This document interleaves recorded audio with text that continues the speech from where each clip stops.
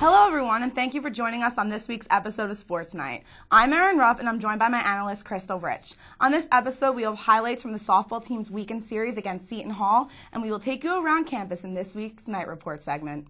We'll also see my interview with men's lacrosse senior captain Brian Shemesh. But before we get into the highlights, we would like to remind you that you can watch this or any episode on demand at rutv.rutgers.edu. If you have any input for the show, you can email rutv_sportsnight@email.rutgers.edu. The softball team had played host to the Pirates of Seton Hall for a 3-game weekend series. Let's go to the Rutgers softball complex for the highlights. The softball team took to the field in the first game of their 3-game set with Seton Hall, looking to start off strong against their in-state rivals. The Knights jumped out to an early lead after manufacturing a run with 2 walks and a delayed steal.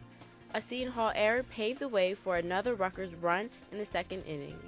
Rutgers would squander that 2-0 lead in the next inning, though, as the Pirates were able to score 4 runs off starter Noel Cisco. Rutgers would score 6 runs in the final 2 times at bat, though to get the win for relief pitcher Abby Houston. The Knights were led by the duo of Brittany Lindley and Casey Madden, who combined for 2 hits, 2 runs, and 4 RBIs. Sophomore Abby Houston, who entered the game in top of the 3rd, threw 4 2/3 innings and 1 run ball to get her 4th win of the season. The team went on the sweep the entire weekend series from Seton Hall, outscoring the Pirates by 16 runs in the 3 wins. How important is it for the offense and pitching to continue to combine for the Knights? Well, with the 3-weekend sweep, they have now won 6 consecutive games and will only look to get better on their march towards the Big East playoffs in this particular series. They were able to average over 7 runs per game and just gave up 2 runs per game. If they can emulate those stats over the rest of the season, they are going to be very, very successful. How about an update on the Brittany Lindley home run record? She, of course, set the Rutgers record last week with her 22nd homer. Did she go deep this weekend? She did. Lindley hit a grand slam in the second game of the Saturday doubleheader.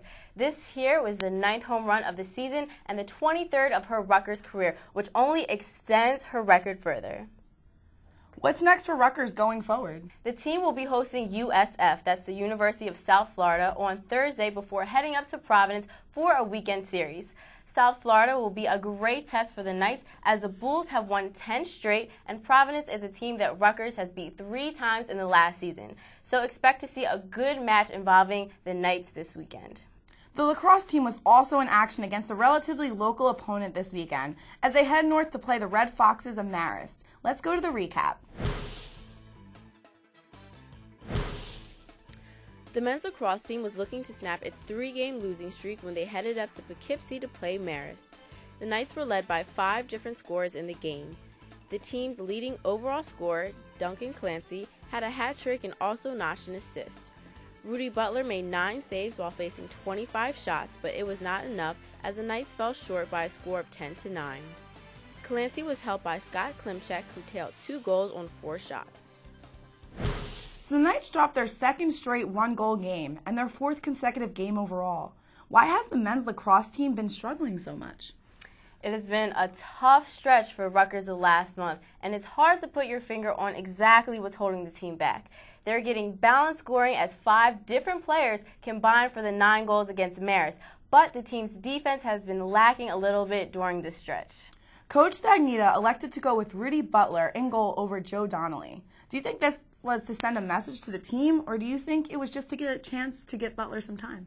Well, in my opinion, I would say it was done for both of those reasons. So often in sports, you see a coach pull a goalie in order to wake their team up, but it had been a while since Butler got a start. Donnelly has started in all 3 games of the Big East games so far this season and is still searching for his first win in the conference play. It will be a telltale sign to see who Stagnita goes with in the next game against Princeton to see where their coach stands on the goaltending situation. On a more positive note, you mentioned how Rutgers did get balanced scoring in the games against Marist and previously against St. John's. Who do you feel has to shoulder more of a load in the remaining games of the season to push Rutgers to a success? Well, that's an easy one, Erin. If you look up and down the stat sheet for the team this year, one name sticks out, and it is one that has been a centerpiece of the Knights' offense since he arrived on campus, and that name is Corey Kelly. The senior attacker has seen his number of declines in each of the past 2 seasons, and he has just 5 goals and 1 assist. If he can be worked in a bit more as the season goes on, he should be able to provide a little extra for Rutgers. Well, the Knights will have chances to bounce back. As you said, they take on Princeton, then travel to play Villanova over the weekend. Yes, that's true. Well, we're going to take a quick commercial break, but stay tuned because after the break, we'll have the Night Report segment and also my interview with Brian Shemesh. I'm Erin Ruff, and my analyst is Krystle Rich, and you're watching Sports Night on RUTV.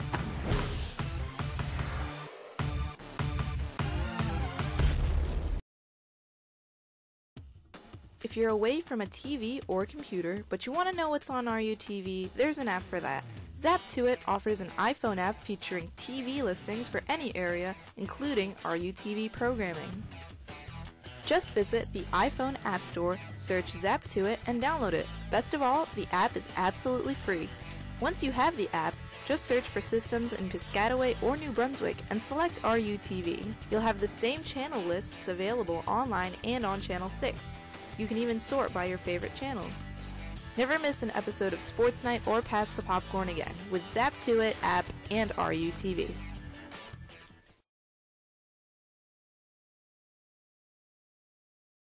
Founded in 1909, the National Association for the Advancement of Colored People is the nation's oldest and largest civil rights organization.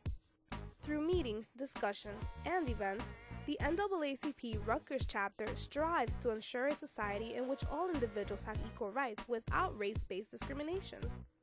The Rutgers NAACP meetings are held every Monday from 9 p.m. to 11 p.m. in Room B of the Douglas Campus Center, unless otherwise noted. Thousands of dedicated workers, organizers, leaders, and members who make up the NAACP continue to fight for social justice for all Americans.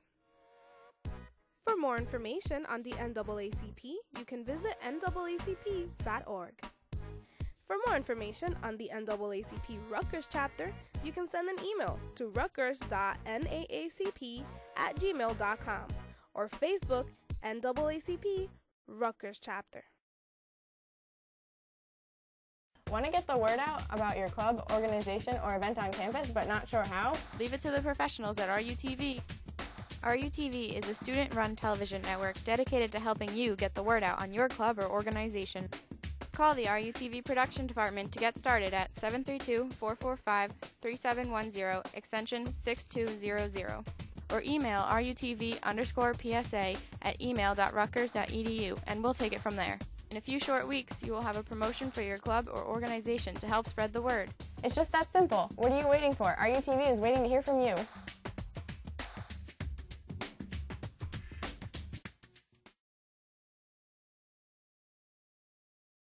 Whether you're an international student looking for programming from home or a language student testing your comprehension, RUTV has you covered with a selection of international channels on our digital cable lineup.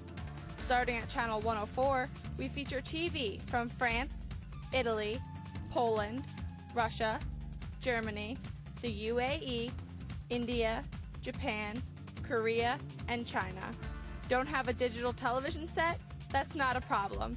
We also feature these channels online at ruiptv.rutgers.edu. All you need is a ResNet connection or the Rutgers Data Network. For more information, visit rutv.rutgers.edu. Rutgers Day is a celebration of our great state and our great university. The day will include hundreds of fun and creative activities as Rutgers seeks to strengthen its ties with our local community. This event is Rutgers' way to give back to the citizens of New Jersey with this free event. Rutgers invites all those who want to come out and join the fun. We encourage students to spread the word and invite all of your friends and family. All ages are welcome. So save the date. Rutgers Day will be taking place on Saturday, April 30th from 10 a.m. to 4 p.m. For more information on Rutgers Day, you can visit rutgersday.rutgers.edu. We gather to celebrate Rutgers University's 245th commencement. Here we will celebrate our graduates. Congratulations, class of 2011.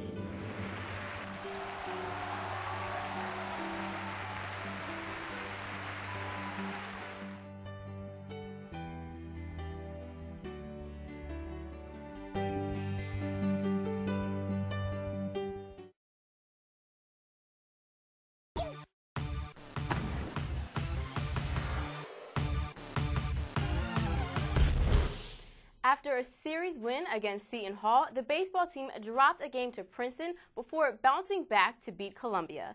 They would use that same momentum from the win when they traveled to take on South Florida in a 3-game series. The baseball and tennis team will be featured on this week's edition of Knight Report.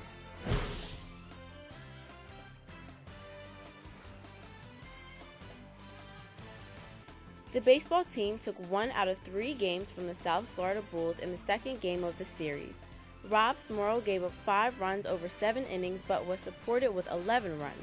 Junior third baseman Russ Hopkins tripled home 3 runs in the first before Steve Zavala drove him during the next at-bat. DJ Anderson also drove in a run himself on a solo home run, his first of the season.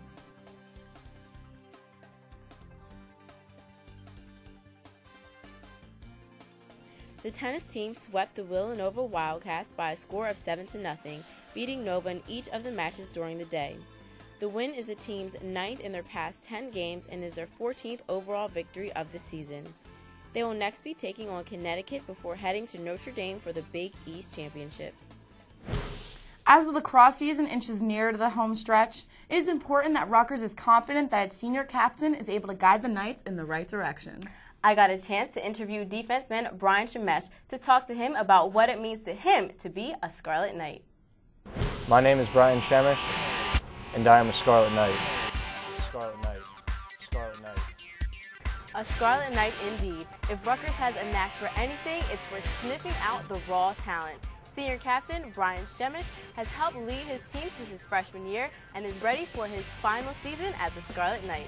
Brian Shemesh, a senior from Hillsborough, New Jersey, was named a high school All-American in 2007 and ended his high school career with 213 points at Immaculata. Since his time at Rutgers, he has grown to become a senior standout on the men's lacrosse team. Brian, you're a very dynamic player on the men's lacrosse team. How are you able to keep the same go-getter mentality with all the success that you already have had? Well, I've always been really competitive, and especially this year being voted captain, it's kind of my job to keep everybody excited every day. So I just do my best to do that, I guess. On your position as defense, can you explain to me some of the responsibilities that you have on the field? As a defender, obviously, there's the one-on-one aspect where you're in charge of one guy on the field. But then furthermore, you have the team defensive aspects where you have to help your teammates out if they do something wrong, or if we're playing a good team and they do something right, we have to help each other out. What can we expect in your final season with the Scarlet Knights? For the rest of the season, I think we have a pretty good shot to do well in the Big East. Got a lot of important games coming up, like Marist, Princeton. So hopefully we could make a run and hopefully make the NCAA tournament. The Scarlet Knights started out this season with a 4-0 run, defeating Wagner, Manhattan, UMBC, and St. Joseph's. If they want to make it to the NCAA tournament, they're going to have to keep it up with the same ambition. Shemesh told me what's coming up next for the Scarlet Knights. Obviously there's Princeton coming up, but just because of the New Jersey rivalry. Also, we got a bunch of big games like Syracuse, Georgetown, Big East rivalries that, every game is important, so it's hard to pick just one. Make sure you support the men's lacrosse team in the remainder of their season. For more information or to see the full schedule, you can visit scarletknights.com. That's all the time we have left for today, but we would like to remind you to be sure to tune in next week for another dose of Rutgers athletics. Sports Night airs every Wednesday at 10 p.m. on RUTV channels 8 and 60. Next week, we will have highlights from the baseball and softball teams as they try to beat visiting conference foes. And we'll keep you updated on all the other games taking place over the weekend. For Sports Night, I'm Krystle Rich. My co-host was Erin Ruff. Thank you for watching Sports Night on RUTV.